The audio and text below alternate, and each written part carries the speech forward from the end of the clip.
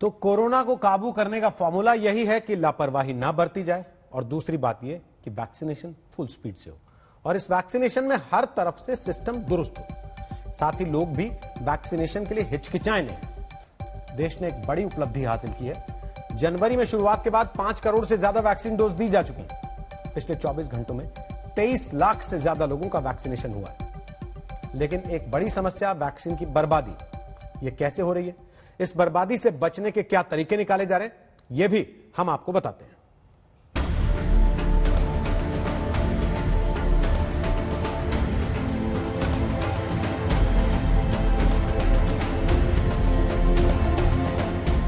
सत्तर दिन के अंदर 5 करोड़ वैक्सीन डोज, ये मामूली बात नहीं है, लेकिन ये आंकड़ा और बढ़ सकता था अगर वैक्सीन की वो बर्बादी ना होती जिससे कुछ राज्यों पर सवाल उठे और जिसकी बात खुद प्रधानमंत्री मोदी ने की थी। तेलंगाना, आंध्र प्रदेश, उत्तर प्रदेश, कर्नाटक और जम्मू कश्मीर जैसे राज्य वैक्सीन वेस्टेज में सबसे आगे हैं। वैक्सीन वेस्टेज का पूरे देश में औसत 6.5% है, तो तेलंगाना में 17.6%, आंध्र प्रदेश में 11.6%, यूपी में 9.4%, कर्नाटक में 6.9% और जम्मू कश्मीर में 6.6% है।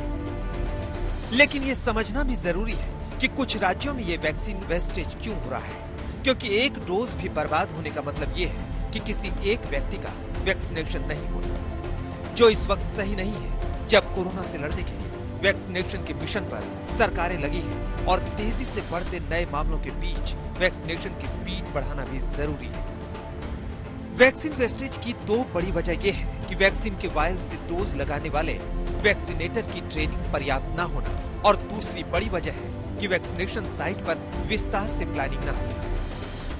इन्हीं कमियों को सही करने के लिए केंद्र से राज्यों को कहा गया है, जिससे वैक्सीन की एक डोज का इस्तेमाल हो सके और वैक्सीनेशन का टारगेट भी बढ़ सके। वैक्सीन की बर्बादी इस तरह से होती है कि अगर एक वायल से कम 10 लोगों को वैक्सीन की डोज दी जा सकती है और उनमें से सिर्फ 6 लोग ही वैक्सीन लगवाने आते हैं, तो 4 लोगों की डोज बर्बाद हो जाती है। लेकिन बात सिर्फ यही नहीं कि वैक्सीन की वायल खुल जाने के बाद उतने लोग वैक्सीन लगवाने नहीं आते जितने लोगों की डोज उस वायल में होती है, बल्कि बहुत से लोगों और यहाँ तक कि स्वास्थ्य कर्मियों में वैक्सीन को लेकर भ्रांतियां हैं। इसकी वजह से भी वैक्सीन की बर्बादी हो रही है। वैक्सीन को लेकर काफी भ्रांतियां फैली हैं। भ्रांतियां न केवल आम लोगों में बल्कि पंजाब के स्वास्थ्य महकमे के कर्मचारियों में भी भ्रांतियां हैं, जिनके चलते वो खुद वैक्सीनेशन के लिए आगे नहीं आ रहे हैं। बात डोजेस की करें तो 9 लाख से ज्यादा वैक्सीन की डोजेस अभी इस्तेमाल नहीं की जा सकी हैं। इसका रीजन जो हमें दिखाई दे रहा है कि ज्यादातर लोग जो है हमारे वो थोड़ा डिलेड रिस्पांस है उनका, और मेरी रिक्वेस्ट जो है वो लोगों से मैं यही करूंगा कि पता नहीं क्यों लोगों को ये लग रहा है कि शायद वैक्सीन जो है बहुत जल्दी में आई है, पता नहीं वैक्सीन इफेक्टिव है या नहीं है। मैं इसके लिए बड़ा क्लियर हूं इस बात के लिए कि जो वैक्सीन हम यूज कर रहे हैं दोनों, चाहे वो कोविशील्ड है चाहे कोवैक्सीन है, दोनों वैक्सीन इफेक्टिव है।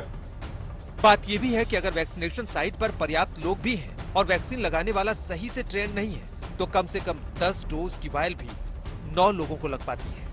और अगर सही ट्रेनिंग वाला वैक्सीनेटर है कि एक वायल से 10 क्या 11 लोगों को भी वैक्सीन लग जाती है, जो बहुत अहम होता है।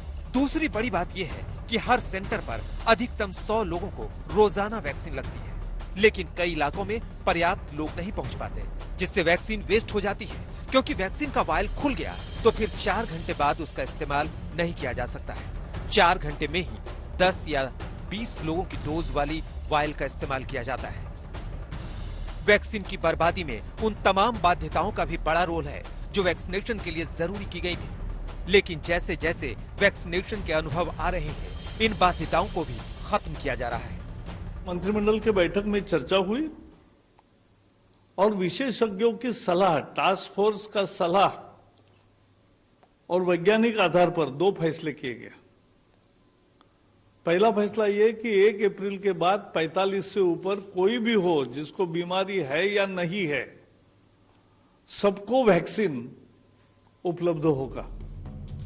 1 अप्रैल से 45 साल से ज्यादा उम्र के सभी लोग टीका लगवा सकते हैं। उन्हें किसी बीमारी का सर्टिफिकेट डॉक्टर से नहीं लाना है। ये वैक्सीनेशन के दायरे को भी बढ़ाएगा और इससे स्पीड भी बढ़ेगी। कई राज्य तो ये भी कह रहे हैं कि 18 साल से ऊपर के सभी लोगों का वैक्सीनेशन शुरू कर देना चाहिए, कोई शर्त लगानी नहीं चाहिए और यही कोरोना पर काबू पाने की सही रणनीति होगी। चंडीगढ़ से मंजीत सहगल के साथ आज तक ब्यूरो।